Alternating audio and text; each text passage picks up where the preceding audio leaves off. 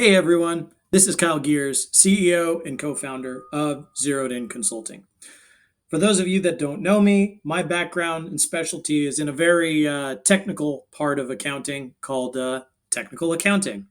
We generally help large and high growth businesses that are starting to get to the next level of accounting, where they now have to uh, do their financial reporting under a new framework. We call it US GAAP. That framework is extremely complex and has a ton of rules and regulations. So, our goal really is to help our clients as well as you and demystify things a little bit. You've probably heard the term technical accounting thrown around in your day to day, right? Whether it's from a team member, whether it's from the accounting or finance department, whether it's from an investor or a lender. And you're probably sitting there thinking, what the heck is that? The goal of this video, and if you're watching this video, is really to get a better understanding of what is technical accounting in a nutshell.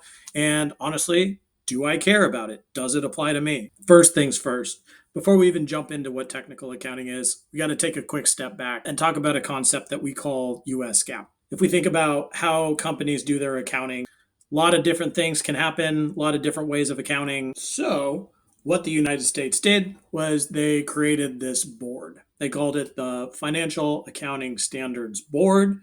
And that's a mouthful, right? So we call it FASB for short. And so what the FASB did was they turned around a bunch of super crazy smart accountants and said, hey, let's figure out and put together this series of rules and regulations for how companies should account for anything and everything. And so the result was what we call the generally accepted accounting principles in the United States. Another mouthful. So we call it US GAAP for short.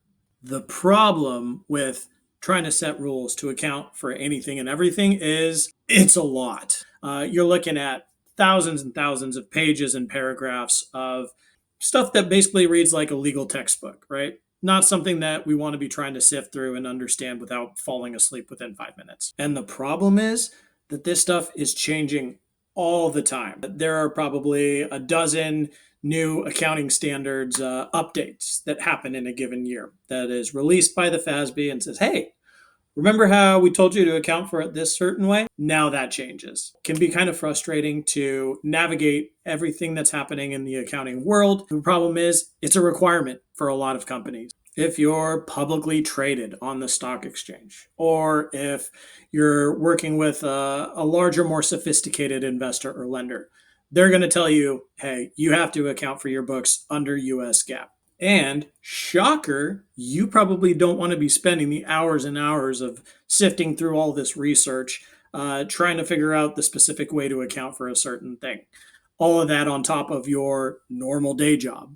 So when you hear technical accounting out there in the world, that's basically just being able to navigate all that crazy guidance, interpret it to actually make it make sense, apply it to your accounting situation, and generally document it all together in a nice, long, wordy memo. Now, it probably comes as no surprise that not a lot of people have this skill or want to have this skill. There's too much going on, not the most interesting in the world. But here's the good news. Not everyone has to worry about technical accounting.